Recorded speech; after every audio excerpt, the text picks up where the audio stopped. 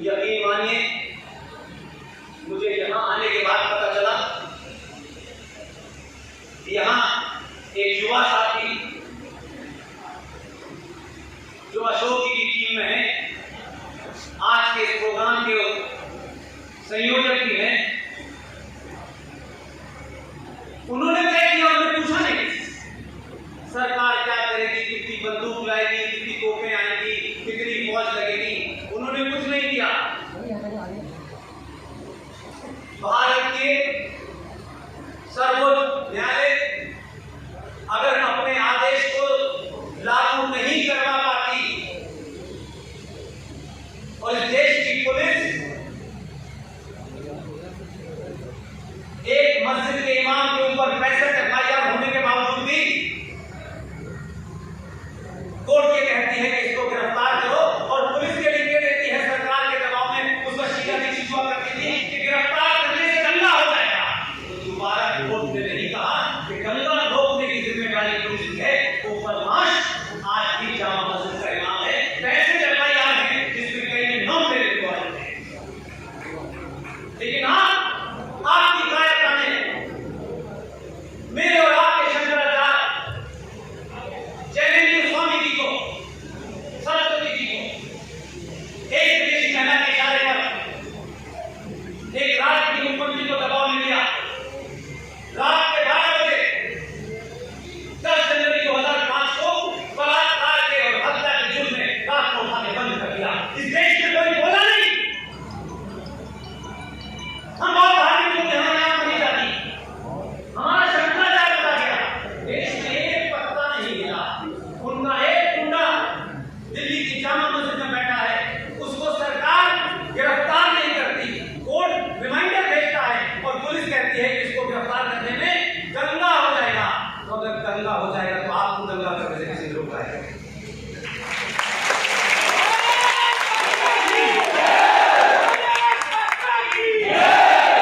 अगर भारत राज्य की व्यवस्था इसी चीजों पे चलेगी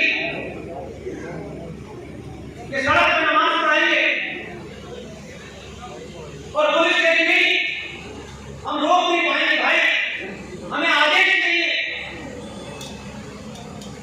तो कमजोर समाज उस पर बड़े आर्गुमेंट करेगा, क्योंकि कायर लोग रास्ते में उठते भागने के, बहादुर मर जाता है वही लड़ता है।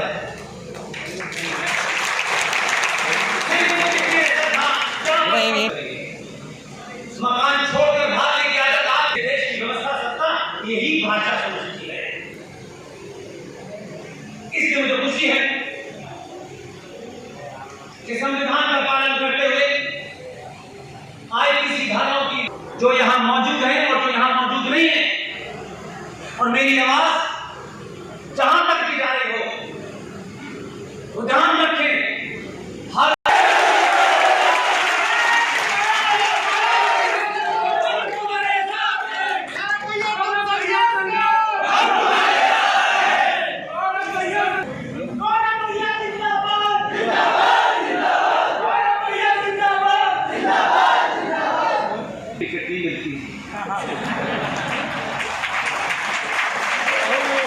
गौरव शर्मा बनने में पार्टी के पद नहीं मिलते हैं, गौरव शर्मा बनने में राश बचता है।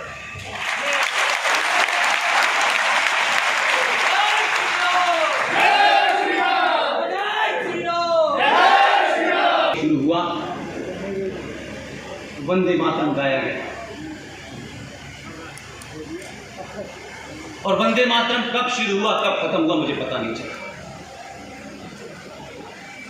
इसलिए मैं आप सबसे 2-3 चीजें साझा करना चाहता हूं।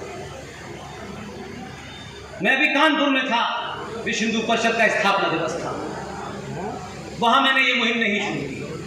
मैंने कहा इस मुहिम को मैं अपने घर अलीगढ़ से शुरू करूंगा, और जब कोई बात मैं सार्वजनिक करता हूं उससे पहले उसके बारे में जितनी भी रिसर्च हो सकती है वो सब करने के बाद, ताकि कल कोई आप पे सवाल न उठाए। वंदे मातरम को गाया गया और वंदे मातरम समाप्त हो गया।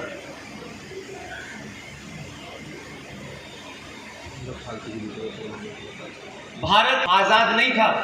मेरे बुजुर्ग लोग जो मुझसे ज़्यादा उम्र के होंगे उनको ये घटना याद होगी। वंदे मातरम भारत की आज़ादी में एक ऐसा नारा, एक ऐसा जयघोष था जो लोगों में जोश भर देता था। 1937 में छोटे भाई का पजामा बड़े भाई का कुर्ता पहने कुछ लोग यकायक उनके अंदर एक आत्मा जाग गई थी और उन्होंने ऐसा माहौल क्रिएट किया कि देखिए साहब, ये जो वंदे मातरम है इसमें देवी देवताओं के नाम आते हैं, नमन करने की बात कही जाती है, इसके सामने सजदा करने की बात कही जाती है। ये हमारे मजहब के खिलाफ है। चाटुकार नेता की बैठक हुई, 1937 की घटना बता रहा हूं। उस वक्त जिना भी उसमें शामिल था और जिना का छोड़ा हुआ मक्कार जो मक्का में पैदा हुआ था 1888 में, 1902 में भारत आया था, वो भी उसमें शामिल था। देश का पहला जाहिल शिक्षा मंत्री मौलाना अबुल कलाम आजाद। और ये कहा कि देखिए साहब, इस आंदोलन में ऐसा ना हो कि मुसलमान पीछे हट जाएं। वो डराना जानते थे, वो आज से नहीं डरा रहे थे। तत्काल प्रभाव से आपके लोगों ने कहा नहीं नहीं ठीक है, आपकी भावनाओं का ध्यान रखा जाएगा। 1937 में वंदे मातरम की कुछ 4 पंक्तियां गाई जाती हैं, बाकी हटा दी गई। मैं जो तथ्य आपके सामने रखना चाहता हूं इसलिए कह रहा हूं। भारत 15 अगस्त 1947 को न इसकी डेट का पता है, न सन का पता है, न कोई डॉक्यूमेंट है। अंग्रेजों के डॉक्यूमेंट में जून 48 में भारत आजाद होना था। 15 अगस्त को इस जल्दबाजी में जिस शख्स ने पाकिस्तान की मांग की थी वो एक खास बीमारी से ग्रस्त था। उसके डॉक्टरों ने बताया था कि वो जिंदा नहीं रह सकता था, और क्योंकि उसको तैयार किया था, उनको लगा अगर ये अल्लाह को प्यारा हो गया तो पाकिस्तान के लिए कोई बड़ा लीडर ऐसा नहीं है जो ढंग से निगोशिएट कर सके।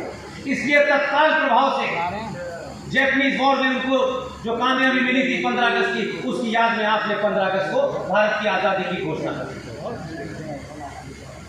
लेकिन जैसी भी थी, 15 अगस्त को भारत की पार्लियामेंट के अंदर जब आज़ादी की घोषणा होनी थी, अंग्रेजी में उन्होंने की थी, क्योंकि हिंदुस्तान के सारे लोग तो हिंदी जानते नहीं थे, अंग्रेजी जानते। तो उन्होंने जो घोषणा करनी थी, उन्होंने सरदार पटेल को एक काम सौंपा। मुझे खुशी है कि इतिहास में कुछ घटनाओं को पढ़ने के बाद कि अच्छे काम वो सरदार पटेल को ही सौंपते थे। वो समझते थे अपने हिसाब से वो बड़े 420 किस्म के आदमी थे। उनको लगता था कि सरदार को फंसा दो, सरदार के सामने कोई ऐसी सूरत हाल ही नहीं होगी कि सरदार इसका कोई तोड़ निकाले। लेकिन सरदार तो सरदार था। उन्होंने कहा कि आप जब भारत की आज़ादी की घोषणा पार्लियामेंट में होगी 15 अगस्त 1947 की रात में, तब आपको वंदे मातरम के लिए किसी को बुलाना है और तय करना है। सरदार पटेल ने बिना कोई जवाब दिए सिर्फ सर हिलाया और खामोश हो गए। उन्होंने एक टेलीग्राम भेजा मद्रास और एक देश के बहुत बड़े संगीतकार, उनसे कहा कि आपको भारत की आजादी की घोषणा होने के बाद पार्लियामेंट के अंदर वंदे मातरम गाना है। उन्होंने कहा मैं तैयार हूं। इसलिए मैंने कहा कि देखिए आपके बीच में हीरो थे, ऐसे नहीं था हीरो नहीं थे, लेकिन हमने हीरो को हीरो नहीं चुना, उनका जिक्र तक नहीं किया। इसलिए अगर उनके कोई वारिस जिंदा भी होंगे तो वो सोचते होंगे कि हमारे पूर्वजों ने किन लोगों के लिए इतने बड़े बड़े काम किए थे। फूल वाले चाचा ने अंग्रेजी में भाषण दिया। उसके बाद कहा कि ये किसे बुलाया है? सरदार पटेल ने उस वक्त के सबसे बड़े संगीतकार पंडित ओंकार नाथ ठाकुर जो मद्रास में थे उनको चिट्ठी लिखी। उनको तैयार हो गए। उन्होंने कहा मेरी एक ही शर्त है, ये उनकी चिट्ठियों से बता रहा हूं, ये किसी राइट विंगर ने झूठी कहानी नहीं छापी है। उन्होंने एक्सेप्ट कर लिया, कहा मेरी एक ही शर्त है, मैं आऊंगा वंदे मातरम गाऊंगा। आज के दौर का कोई होता तो एमएलए एमपी की टिकट मांग लेता, बात खत्म हो जाती। उन्होंने सिर्फ साफ साफ दो शब्दों में सरदार पटेल से कहा कि मैं खंडित भारत की पार्लियामेंट में खंडित वंदे मातरम नहीं गाऊंगा।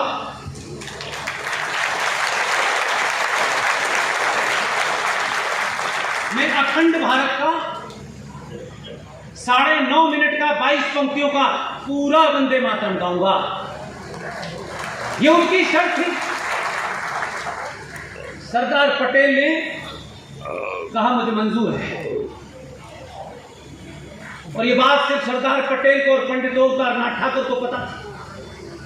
उन्होंने अपना अंग्रेजी में भाषण दिया। चिल्ला चिल्ला वो नीचे उतरे। उन्होंने पंडित जी की तरफ देखा, उन्होंने पंडित ठाकुर ओंकार नाथ की तरफ देखा। उनका आपको वंदे मातरम गाना है। पंडित ओंकार नाथ ठाकुर ने आजाद भारत की आजाद पार्लियामेंट में 9 मिनट का 22 पंक्तियों का पूरा वंदे मातरम गाया।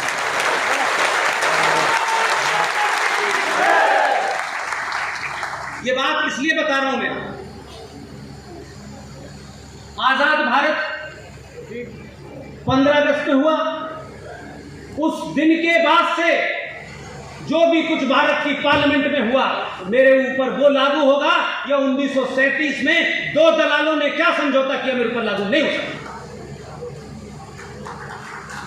इसलिए वंदे मातरम जब भी गाएं पूरे बलबले के साथ गाएं, 9.5 मिनट का पूरा वंदे मातरम गाएं, क्योंकि आपकी आजाद पार्लियामेंट ने आपको पूरा वंदे मातरम गाने के लिए कहा है। लिहाजा मैं अलीगढ़ से ये मुहिम चाहता हूं।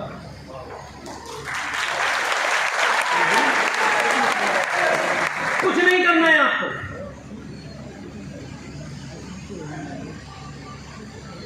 ये 5 वक्त जो गधे की तरह रेंगते हैं, कुछ नहीं कहना है उनसे। पता नहीं जब लाउड स्पीकर नहीं था तो अल्लाह कैसे सुनता था।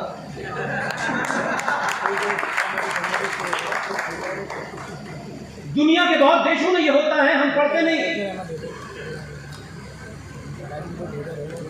आप भी एक कार्य करें, सरकारों वरकारों के चक्कर में छोड़ दीजिए।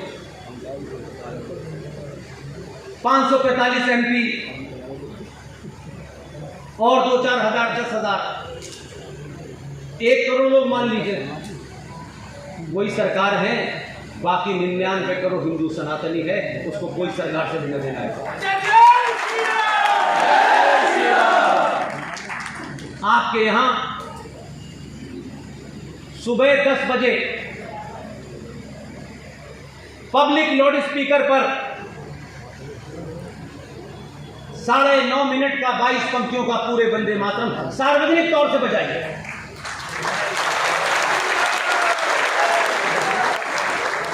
शाम 5 बजे फिर बजाए। और इस देश की एक महान गायकार लता मंगेशकर जी ने वो पूरा गाया है। मैंने चौधरी साहब को कुछ बुर्क मार कर दिए हैं। और मुहिम कैसे शुरू होनी चाहिए, आप सब लोग मुझसे ज़्यादा समझदार हैं, अपने अपने हिसाब से शुरू कर सकते हैं। अभी हम लोगों ने एक छोटा सा बुक मार्क बनाया और उसमें कुछ नहीं किया हमने। उसमें छत्रपति शिवाजी भी हैं, उसमें सावरकर भी हैं, उसमें महाराणा प्रताप भी हैं। ये कुल मिला के 3 तस्वीरें एक तरफ, 3 तस्वीरें एक तरफ छापी हैं। बॉम्बे में जो हमारे मित्र लोग हैं उन्होंने हमारी इसमें मदद की, और उस बुक मार्क के अंदर हमने सिर्फ एक ही काम किया है। ये बहुत छोटा सा एक बुक मार्क बनाया है, आप किताब पढ़ते हैं उसमें बुक मार्क लगाते हैं। इसमें एक तरफ भगत सिंह हैं, चंद्रशेखर नहीं, सुभाष भाई है, सावरकर है। दूसरी तरफ इसमें पृथ्वीराज चौहान है, महाराणा प्रताप है और शिवाजी है। ये तो तस्वीरों की बात नहीं, इनका जन्म कब हुआ था और ये कब गए, हमने इसमें नीचे लिख दिया है। बच्चों को उनकी वीर गाथा सुनाए। लेकिन इससे ज्यादा हमने इसमें एक नया एक्सपेरिमेंट किया है। इसमें नीचे QR कोड बना हुआ है, इसको स्कैन करेंगे, लो लता की आवाज में पूरा आपको वंदे मातरम बताएगा।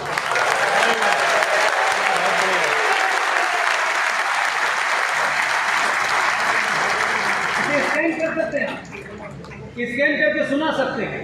और वही मैं चाहता हूं, वही वंदे मातरम आप सुबह के 10 बजे और शाम के 5 बजे देश को सुनाएं, और जिनको वंदे मातरम से तकलीफ है वो अपने कान में रुई लगाएं, और साफ साफ कहें कि इसमें, इसके बजाने में, अरे बाद में किसी मजहब, किसी धर्म का नहीं है। ये भारत की पार्लियामेंट में गाया गया है, इसे बजाने का सार्वजनिक आपको अधिकार है।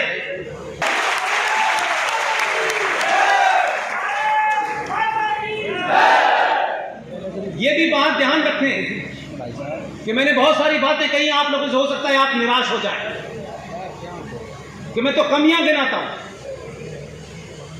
ऐसा नहीं है। आपने सारे प्रयोग करने के बाद पहली बार, मैं सिर्फ आजाद भारत की बात नहीं कर रहा हूं, मैं कम से कम 700 सालों के भारत की बात कर रहा हूं। 700 साल में आपको पहली बार यह एहसास हुआ कि आप सनातनी हिंदू पहले हैं, बाद में ब्राह्मण, ठाकुर, यादव।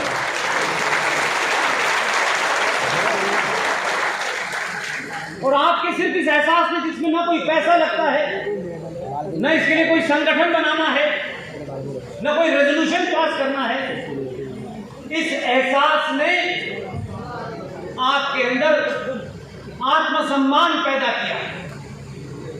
इस एहसास ने आपके अंदर एक चेतना पैदा की। उस आत्मसम्मान और चेतना का परिणाम यह हुआ कि पहली बार आपने सही जगह बटन दबा दिया, और बटन दबाया तो दुनिया को यह पता चला कि ये तो अपना हीरो चुनने में, उसमें बड़ा आदर्शवान ढूंढते हैं। ये ऐसा नहीं होना चाहिए, वैसा नहीं होना चाहिए, इसके ऊपर ये आरोप है, उसके ऊपर वो आरोप है। आप उस तथाकथित आदर्शवाद से, जो आपने अपने अंदर पाल रखा था, इस कुंठा से ग्रस्त है आप लोग कि नहीं, दुनिया हमारे बारे में क्या सोचेगी कि हमने किसको अपना प्रधानमंत्री चुनाया। इसमें तो ये आरोप है, वो आरोप है। अगर आरोपियों को सजा दिलवानी है तो आरोप लगे हुए को ही आपने चुना। आप उस कुंठा से बाहर निकले, और जब आप बाहर निकले तो दुनिया को यह मैसेज गया कि अब इन्हें 2 रुपए किलो सस्ता अनाज नहीं चाहिए, अब ये बिकना बंद हो गए। आपने अपने आप को, जो खरीदार आपकी बोली लगा रहे थे, आपने कहा हमारी एक ही बोली है कि जो इन गुंडों को समाप्त करेगा वही हमारा हीरो। आप बदले में 2014 पैदा हुआ, कि नहीं आप 700 साल से गुलाम थे, क्योंकि आपकी किताबों ने ये बताया कि आप तो अंग्रेजों के गुलाम थे। आपको ये पता ही नहीं। उसी पार्लियामेंट में उसका एक दूसरा भाषण था। मैं किसी रेफरेंस की वजह से आपको पीछे की बात सुना रहा हूं, हो सकता है पहले आपने मेरी बात में सुनी। आपने उसको एक कहानी सुनाई थी, बहुत लोगों ने कहानी सुनी, भूल गए। उसने एक कहानी सुनाई आपको, एक शेर की। मुझे नहीं पता आपने सुनी कि नहीं सुनी। एक शेर की कहानी सुनाई पार्लियामेंट में खड़े होकर के। उस कहानी को सुनाने के लिए बड़ा जिगरा चाहिए। वो ये जानता है कि कौन लोग हैं जो उसकी कहानी का मतलब जानते हैं। उसका शायद ये अफसोस है कि 100 करोड़ लोग उसकी कहानी को जान जाएंगे जिस दिन, फिर उसे दोबारा कहानी बताने की जरूरत नहीं होगी। उसने एक शेर की कहानी सुनाई। एक शेरनी अपने परिवार 4 बच्चों के साथ जंगल से जा रहे थे। वहां कोई शिकार मिला उन्हें। शेरनी उस शिकार करने के लिए दौड़ने लगे और शिकार करते करते काफी आगे निकल गए। उनके पीछे उनके बच्चे भी दौड़े। शेर ने शिकार किया और वो आगे चला गया। 4 बच्चों में से 3 बच्चे शेर के पीछे पीछे चले गए, एक बच्चा पीछे रह गया और वो पीछे छूट गया। जब वो जंगल पहुंचे, घर पे पहुंचे, तो उनको पता चला कि उनका एक बच्चा नहीं। उनकी मां बड़ी परेशान हुई और लंबे समय तक वो उसको ढूंढते रहे, वो बच्चा मिला नहीं। उस जंगल में भेड़ियों का एक झुंड रहता था। वो शेर का बच्चा भेड़ियों के बीच में रहने लगा और उसके अंदर भेड़ियों जैसी आदत पड़ गई। बहुत समय के बाद वो शेरनी एक बार दोबारा से उसी रास्ते पे, उन भेड़ियों के बीच में उस मां ने अपने बच्चे को पहचाना। वो मां उस बच्चे के पास गई, उससे बोली, तू शेर का बच्चा है, भेड़ियों के बीच में कैसे? बोला, नहीं मैं भेड़िया। बहुत दुखी हुई। वो अपने उस बच्चे को बहुत समझाया। 15 अगस्त से 1947 से लेकर के 2014 तक समझाता रहा कि नहीं तुम भेड़िया नहीं। उसकी मां ने एक कुएं के पास उसको ले गई और उससे कहा, देखो जो मेरी सूरत है वही तेरी सूरत है। जैसे ही उसने अपनी मां की सूरत देखी, वो बच्चा शेर की तरह उसने चूल्हा लगाई। तो उसने कहा, मैं तुझे पहले ही कहती थी सेकुलर नहीं है।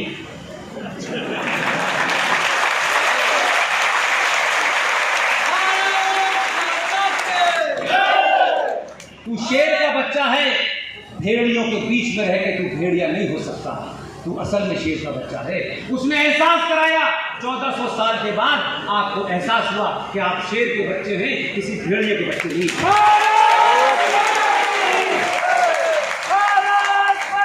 वहां से सिलसिला शुरू हुआ।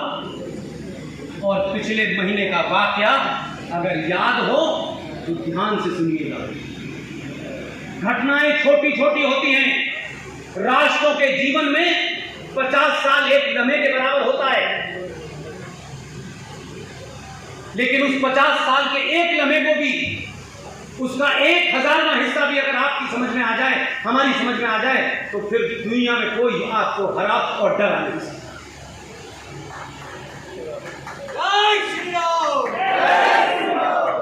21 अक्टूबर 1943। मैं ये बात उस रिफ्रेश में बार बार कहता हूं, आप सोचेंगे मैं ये रिपीट क्यों करता हूं, मुझे अपनी बात को आप तक पहुंचाना है। मैंने यही इसी मंच से कहा कि दुनिया में अगर कोई सबसे बड़ा सच है, एक ही शब्द का सच है, एक ही शब्द का कोई है विश्वास, एक ही वर्ड में उसे इस्तेमाल करना है, तो दुनिया का सबसे बड़ा सच है मां। उससे बड़ा कोई सच ही नहीं है। वो मां, जब आपकी आंखें खुल जाती हैं, जब आप उसके गर्भ से निकल के 5-6 महीने के हो जाते हैं, जिस जिसकी तरफ इशारा कर देती है, कहती है ये तेरा पिता है, जीवन भर बिना उससे किसी सर्टिफिकेट के उसे अपना बाप मान लेते हैं। ये विश्वास है। लेकिन मेरे और आपके जीवन में तो ये घटना नहीं घटी। मेरी मां ने मुझे सच में सही बाप का पता बताया। लेकिन 1947 में 11 से 20 लाख लोगों की लाशों पे जब ये देश मिला, ये भीख में हमको आजादी मिली, जिसे हम कहते हैं आजादी मिली। बहादुर लोग कहते हैं हमने आजादी ली, कायर लोग कहते हैं हमें मिली। इसमें बड़ा फर्क है चरित्र का। 70 साल पहले इस देश को जब आजादी मिली, लाशों पे मिली, भारत मां घायल थी। कुछ गुंडों ने, लुटेरों, दलालों ने उस भारत मां के ऊपर कब्जा कर लिया। और वो भारत मां जब तक ये बताती कि तेरा असली बाप कौन है, उन्होंने एक मक्कार झूठे को हमारा बाप बना दिया। 70 सालों के बाद जब डॉक्यूमेंट खुल रहे हैं, तब पता चला हमारा बाप वो नहीं, सुभाष चंद्र बोस।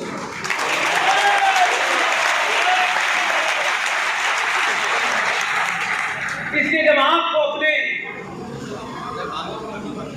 इतिहास की बोध होता है, तो आपके अंदर परिवर्तन कैसा होता है। ये बिल्कुल वैसे ही है कि कभी किसी वक्त आपको पता चले कि जिसे मैं बाप समझ रहा था वो नहीं है, तो आपके अंदर कितनी कुंठा, कितनी पीड़ा होगी, कितना डिप्रेशन होगा। हम 70 साल तक जो हमारा बाप नहीं था भारत का, उसे बाप समझते रहे। और असली बापों का जब पता चलने लगा, तो इस देश का बच्चा बच्चा बाप हो गया। अब लोग बाप से डरते हैं। इसलिए 21 अक्टूबर 1943 को सुभाष चंद्र बोस ने जब भारत की आजादी की घोषणा की, तो दुनिया के 9 देशों ने उसे मान्यता दी थी। लोग डर गए कि यूएसएसआर जैसे देश ने भी मान्यता दी थी। तो दलालों को लगा कि इसको हटाओ, नहीं तो ऐसा ना हो, हमारा क्या होगा। इसलिए समझौता किया गया कि सुभाष चंद्र बोस वॉर क्रिमिनल है, जिंदा या मुर्दा, जब भी पकड़े जाएंगे ब्रिटिश सरकार को दिए जाएंगे। वो चिट्ठियां सारी मां का हमको पता था, बाप का सही पता चल गया। और जब पता चला तो फिर 2019 हो गया। आपको पता तो चला हम किसकी औलादे हैं, क्योंकि आपके इतिहास में आचार्य चाणक्य को नहीं पढ़ाया जाता। बार बार एक नैरेटिव क्रिएट, जो जीता वो सिकंदर। बार बार बताया जाता कि सिकंदर के बाद तो कोई था नहीं, लेकिन ये नहीं बताया जाता जिसने सिकंदर को जीता वो चंद्रगुप्त था।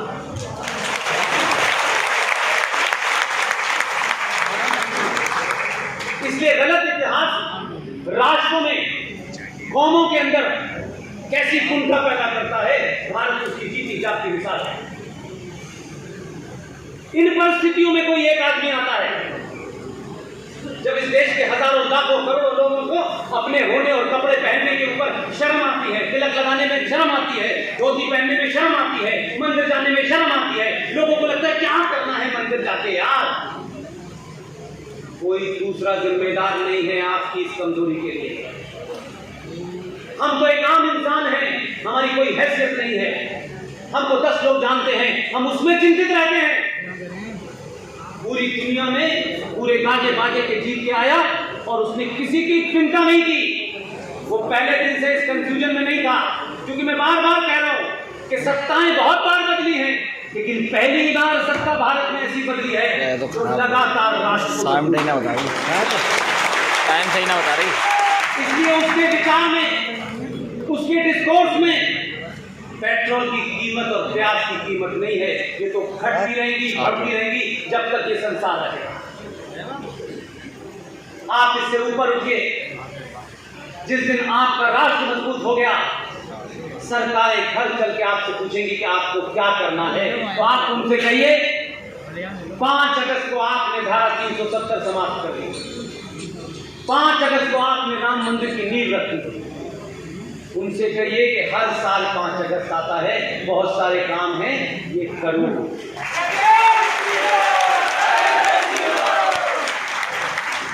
इसलिए हमारी टीम के एक साथी ने बनारस में काशी के मंदिर के